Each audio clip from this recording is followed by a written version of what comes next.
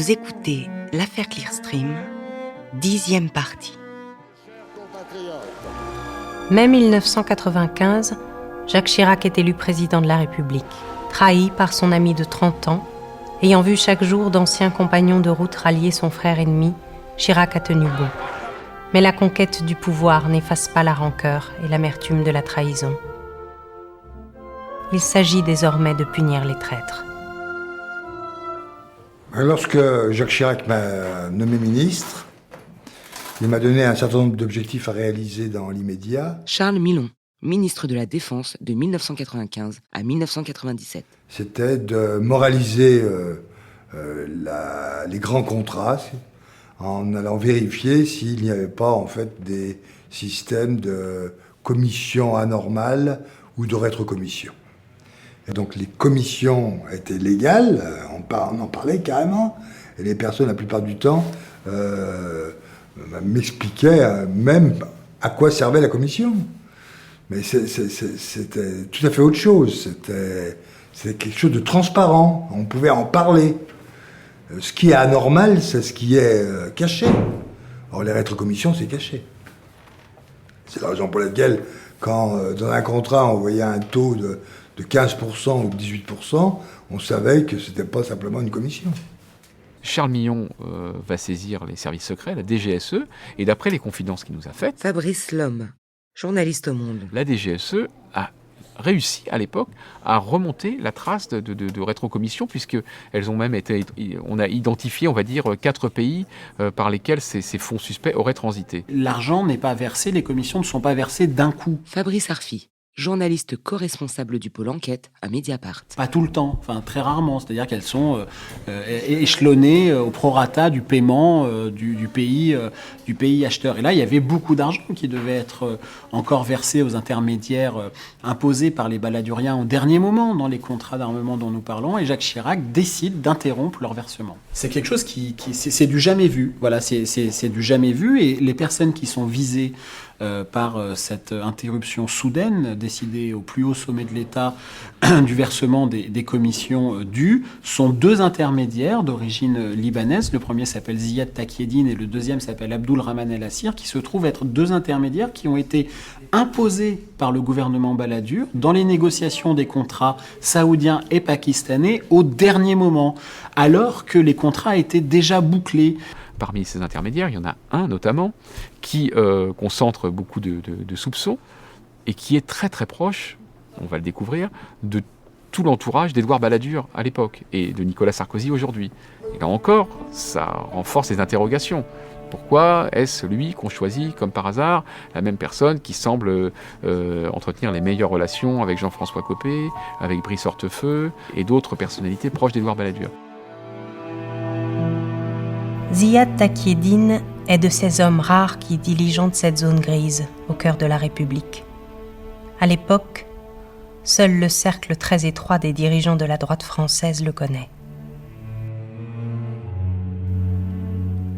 C'est un richissime Libanais qui s'est imposé dans le monde très fermé des intermédiaires aux grandes valises. Il semble qu'en 1995, il soit la cible de Charles Milon, l'homme que Jacques Chirac et Dominique de Villepin visent dans leur traque aux rétrocommissions. La DCN, donc la Direction des constructions navales, qui s'occupe de la construction des sous-marins, pour rémunérer les intermédiaires, plutôt que de leur donner l'argent, on va dire de manière classique, en faisant un virement de banque à banque, puisqu'après tout, les intermédiaires avaient le droit de toucher de l'argent, a priori, eh bien, a monté, on va dire, toute une usine à gaz, et en créant exprès, pour l'occasion, une société de droit luxembourgeois qui s'appelle Heine, et qui va servir à ventiler ces commissions. Et comme par hasard, ça va servir à ventiler les commissions les plus suspectes. Et c'est par cette société que vont transiter 33 millions d'euros de commissions suspectes promises au réseau des intermédiaires Takieddine et El Assir. Et c'est cette société écran, Heine, dont un document saisi par les policiers à la DCN dit que Nicolas Sarkozy en a supervisé et validé la constitution quand il était ministre du Budget. Étonnant document, rédigé par la police luxembourgeoise agissant sur commission rogatoire du juge d'essai, au pôle financier du tribunal de Paris. Les policiers du Grand-Duché accusé par la France depuis des années de fermer les yeux sur le paradis fiscal qu'il protège, considère que, si argent sale il y a, il viendrait de France. Après avoir minutieusement décrit le montage des sociétés Hein et Eurolux, dont la création semblait venir directement d'Édouard Balladur et de Nicolas Sarkozy, il suppose sans diplomatie qu'une partie des fonds qui sont passés par le Luxembourg reviennent en France pour le financement de campagnes politiques françaises. Le ministre du Budget, institutionnellement, de manière générale, est un ministère clé dans le cadre de la signature de contrats d'armement. Parce que c'est lui qui donne son aval à la signature des contrats, puisque, en quelque sorte, ça engage la France financièrement. Et c'est quelque chose dont parfois les ministres du budget ne se vantent pas, et ils n'aiment pas qu'on le rappelle. Nicolas Sarkozy dit toujours que dans cette affaire de Karachi, il n'a joué aucun rôle. Si, il a joué un rôle institutionnel, qui n'est pas forcément choquant, mais en tant que ministre du budget, il a donné son accord à la signature de ces contrats d'armement, que ce soit le contrat Agosta pour le Pakistan ou Sawari pour l'Arabie Saoudite. Contrat qui, de fait, aujourd'hui s'avère suspect. Mais vous avez été donc vous avez suspendu Pierre Péan, journaliste. donc un certain nombre de versements, mais On a annulé des contrats. Mais est-ce que les enquêtes ont été jusqu'au point de savoir quels étaient les destinataires finaux? On s'est interrogé, on a enquêté, mais on n'a pas trouvé. Charles Milon, ministre de la Défense de 1995 à 1997. Peut-être des soupçons seulement. Oui, mais c'est les soupçons, ça ne relève pas de la vie publique, de la politique. Et d'ailleurs, vous allez recruter à vos côtés Vanessa Ratignier, journaliste. un homme brillant qui sort de la DGA, qui va être votre conseiller industriel, qui est Marouane Laoud. Exactement, oui. Une personne en qui j'ai entière confiance, qui a d'une intelligence remarquable et d'une honnêteté tout à fait exceptionnelle. Marouane Laoud. L'aîné des frères Laoud, le brillant polytechnicien, celui qui deviendra le bras droit de Jean-Louis Gergorin, détient bien des secrets de la droite balladurienne. En créant les faux documents bancaires de Clearstream, Imad Laoud fabriquera de toutes pièces en 2004 la preuve que Marouane Laoud cherchait en 1997. La mission que l'équipe de Charles Millon n'aura pu mener à son terme et que Dominique de Villepin, au secrétariat général de l'Élysée, coordonnait pour Jacques Chirac. Voilà pourquoi les Chiraciens n'ont pu achever leur vengeance contre les balladuriens. 2 ans après son élection, le 21 avril 1997, Jacques Chirac renvoie les députés devant les électeurs pour se garantir un septennat sans cohabitation. Il n'avait pas admis son impopularité. La majorité bascule et la gauche revient au pouvoir. Le travail de nettoyage des rétrocommissions de Charles Millon est stoppé net. Un événement va bouleverser la donne dans la zone grise où règnent les intermédiaires. Avec Jacques Chirac, Lionel Jospin, le nouveau Premier ministre, ratifie la convention OCDE contre la corruption. Cette convention de l'OCDE visant à lutter contre la corruption d'agents publics étrangers, de décideurs publics étrangers dans les transactions commerciales internationales, nous l'avons signé et ratifié en 2000, de façon à ce que la France se plie aux nouvelles règles internationales dans ce domaine, c'est-à-dire à la moralisation des exportations. Comment ont réagi les acteurs du secteur? On ne peut pas dire qu'ils aient fait montre d'enthousiasme. Et je pourrais en citer quelques-uns, ce que je ne ferai pas, bien sûr, qui ont dit « mais vous allez desservir les intérêts de l'industrie française si nous ne pouvons plus verser des commissions, c'est-à-dire donner les pots de vin, c'est-à-dire corrompre, finalement ». Nous avons bien sûr résisté à ces pressions et essayé de faire valoir qu'il fallait armer l'industrie française, qu'il fallait opérer les concentrations nécessaires, qu'il fallait créer des géants industriels capables de lutter à armes égales avec les géants étrangers, notamment américains, et que c'était ça, défendre les intérêts français, et non pas essayer de corrompre pour obtenir des contrats des personnalités souvent douteuses dans des pays étrangers, et parfois rétrocommission dans notre propre pays.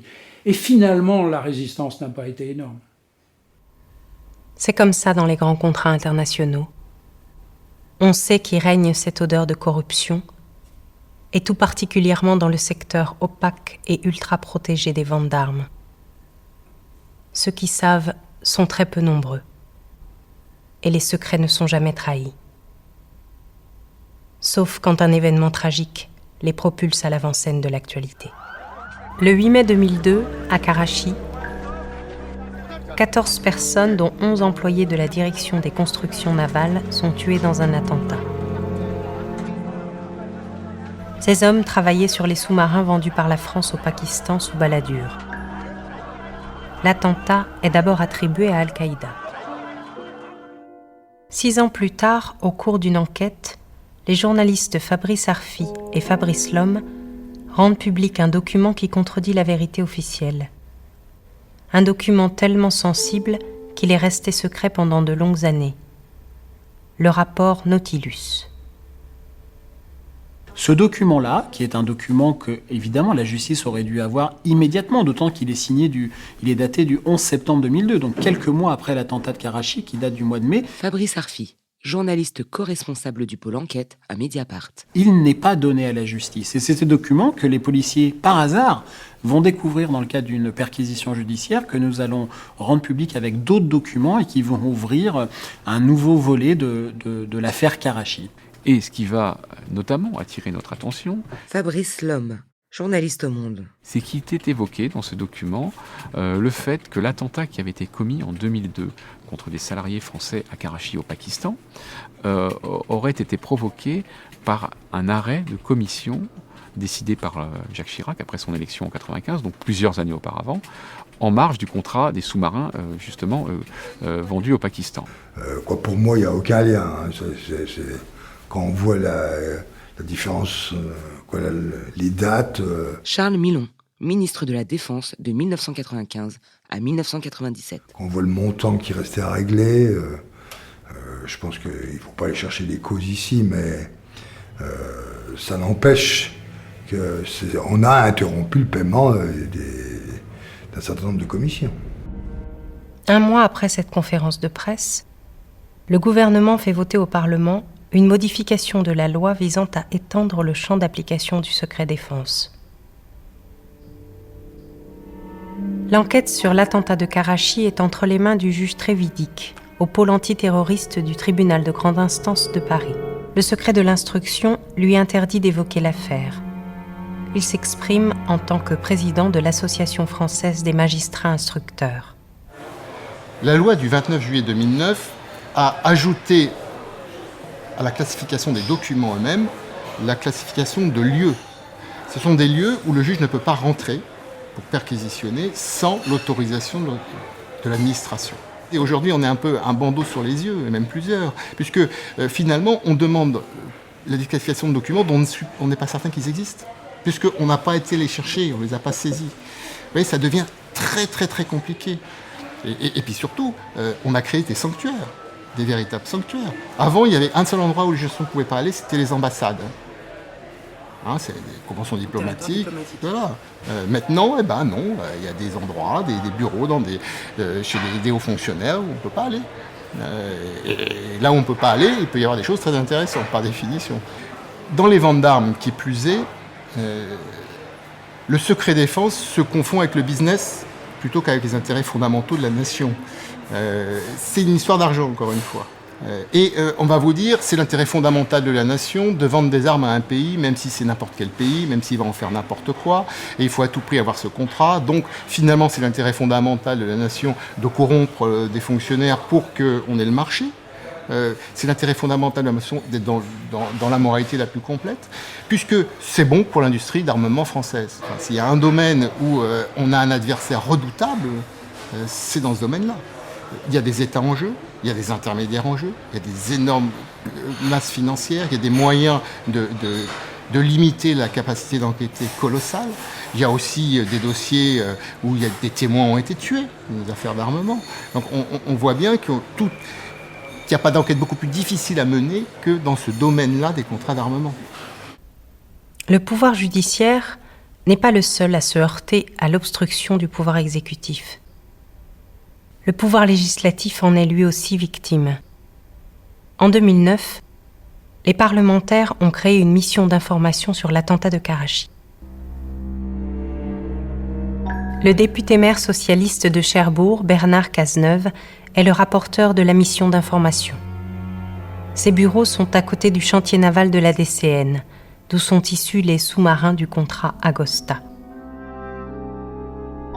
Nous avons demandé au gouvernement de nous transmettre l'ensemble des documents concernant cette affaire et nous n'avons quasiment rien obtenu.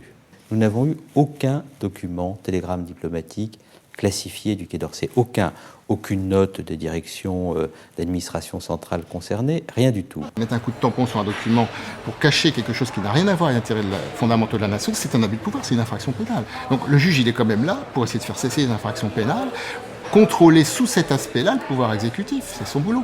Vous savez, le secret défense, ça devient une véritable tarte à la crème et une tartufferie absolue, parce que la plupart des documents secret défense que j'ai pu voir relevaient de la bibliothèque verte, et tout ce qui est vraiment secret défense a vocation à être détruit après avoir été lu. On ne peut pas continuer dans ce système-là.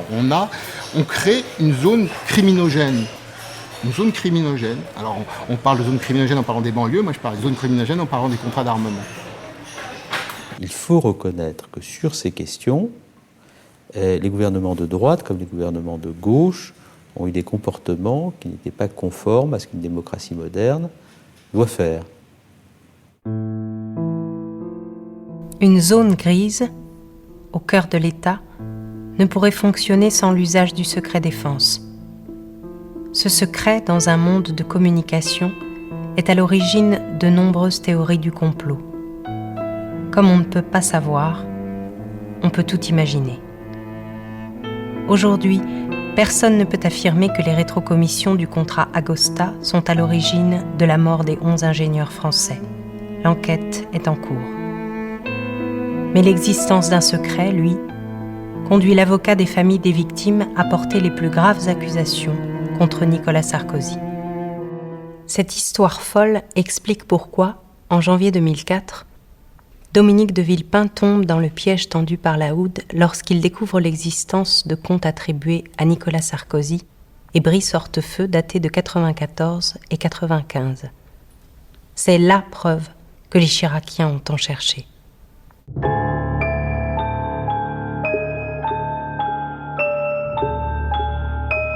Cette preuve introuvable qui se serait évanouie, quelque part dans les ordinateurs des organismes interbancaires de la mondialisation financière, comme Clearstream. Le faux fabriqué par la Houde serait le chaînon manquant de l'enquête lancée 9 ans plus tôt. Lors de la dernière rencontre avec Dominique de Villepin, où je lui ai parlé du compte du tableau Sarkozy. Jean-Louis Jacorin, ancien diplomate et stratège du groupe Airbus.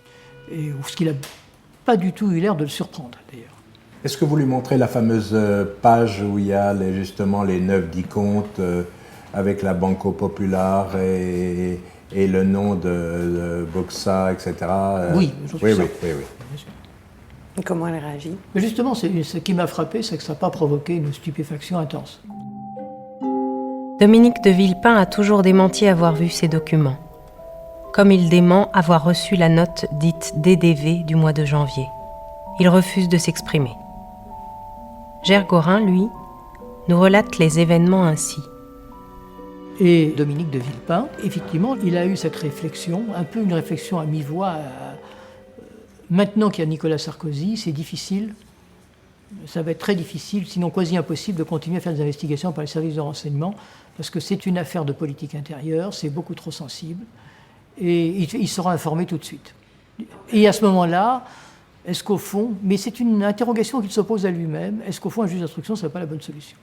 Il faut comprendre aussi pourquoi l'apparition du nom de Sarkozy donne au listing à ce moment-là une couleur très particulière. Vanessa Ratignier, journaliste. Et pourquoi est-ce que finalement, seul un juge peut enquêter, puisque ça ne peut plus être les services. À l'époque, Sarkozy est ministre de l'Intérieur. Ça implique quoi, ça? Ça veut dire deux choses, me semble-t-il. Ça montre que Dominique de Villepin y croyait vraiment. Pierre Péan, journaliste. Parce que s'il n'avait pas cru à la réalité de l'inscription de Nicolas Sarkozy dans les listings, il n'aurait évidemment pas pris le risque de renvoyer Gergorin vers un juge.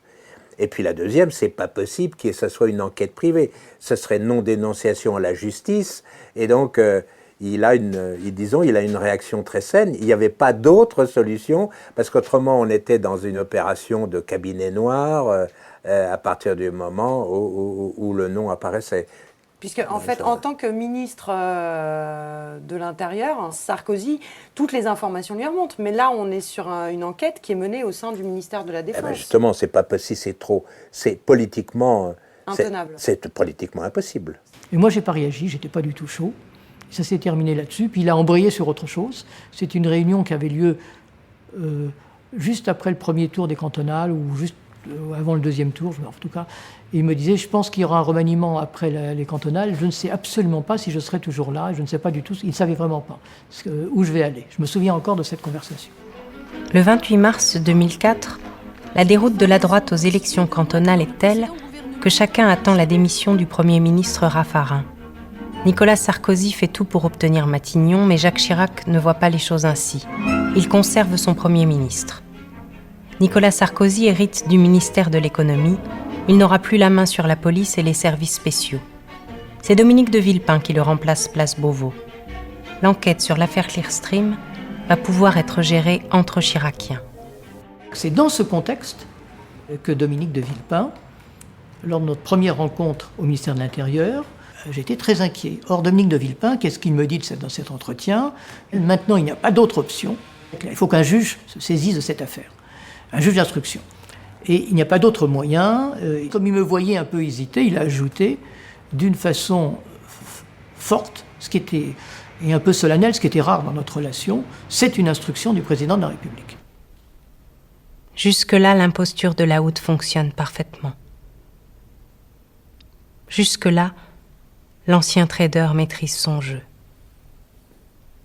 L'histoire va bientôt prendre une toute autre tournure.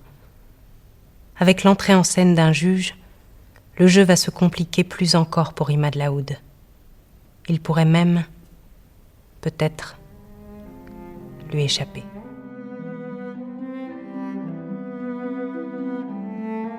Vous venez d'écouter l'affaire Clearstream. Si vous avez aimé ce podcast, vous pouvez vous abonner sur votre plateforme de podcast préférée et suivre Initial Studio sur les réseaux sociaux. Manipulation, une histoire française est un podcast coproduit par Initial Studio et Yami de Production, adapté de la série documentaire audiovisuelle éponyme produite par Yami de Production, réalisée par Jean-Robert Vialet et écrite avec Pierre Péan, Vanessa Ratignier et Christophe Nick. Production exécutive du podcast, Initial Studio. Production éditoriale, Sarah Koskiewicz et Louise Nguyen. Montage, Camille Legras.